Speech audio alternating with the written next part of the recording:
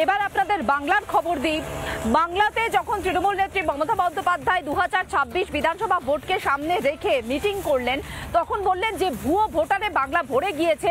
বিহার থেকে, উত্তরপ্রদেশ থেকে, গুজরাট থেকে, মহারাষ্ট্র থেকে সব জায়গা থেকে নাকি ভুয়ো ভোটার পৌঁছে যাচ্ছে বাংলাতে। আর তার দলের বিধায়ক বলছেন অন্য কথা। তার দলের বিধায়ক বলছেন ভুয়ো ভোটার আছে সত্যি, কিন্তু সেটা সরকারি কর্মীরাই ভুয়ো ভোটার তৈরি করছেন। কিভাবে?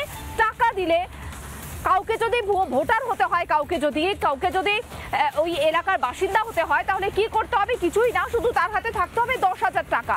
10,000 টাকা তৃণমূলের পকেটে দিলেই ভুয়ো ভোটারের লিস্ট তৈরি। সেই ভুয়ো ভোটারের লিস্টে ভোটারের নাম চলে আসবে। এমনই বলছেন যিনি নিজেই ভোটার হয়েছেন, বাংলাদেশ থেকে যিনি নিজে এসেছেন, কাকদ্বীপে এসে ভোটার হয়েছে, তিনি নিজেই বলছেন যে তৃণমূলকে টাকা দিলেই তো কেল্লাফতে সবই হয়ে যাবে। এবার বিধায়ক মন্টুরাম পাখিরা তিনি নিজে বিস্ফোরক মন্তব্য করলেন, বললেন সরকারি কর্মীরাই এই কাজে যুক্ত। কি বললেন শুনুন। উৎসাহিত করা হয়েছে, তারা দীর্ঘকাল এখানে আছে, কিন্তু তারা কখনো ভোট তুলবার জন্য এত আগ্রহী ছিলেন না। কিছু দালাল চক্র আর কাকদ্বীপ এসডিও অফিস এবং বিডিও অফিসের কিছু সরকারি কর্মচারী আমলা, তার সঙ্গে নামখানা বিডিও অফিসে বা যারা নামখানা ব্লকে এই নির্বাচনের কাজটা করেন, তারা এই অনিয়ম এবং এই চক্রের মধ্যে জড়িয়ে আছে, যুক্ত আছে। তাদেরকেই প্রশাসন বার করুক, সেটা তাদের কাজ, কাজটা আমাদের নয়।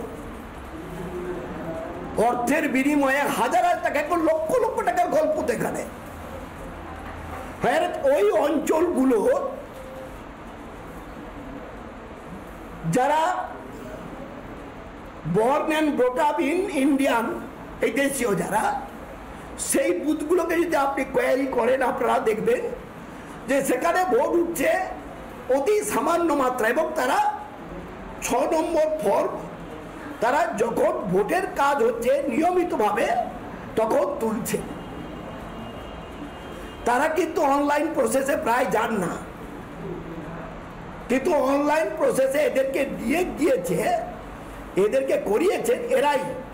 এদের অনলাইন প্রসেস সম্পর্কে বেশিরভাগ মানুষের কোনো আইডিয়াই নেই।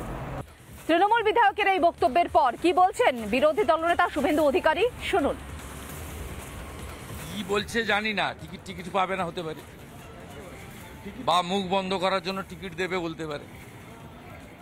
যেমন ভোটের আগে, লোকসভা ভোটের আগে ইউসুফ পাঠানের বিরুদ্ধে মুখ খুলেছিল বলে নিয়ামত শেখ আর হুমায়ুন কবিরকে ডেকে ভাইপো রিপেয়ারিং করেছিল।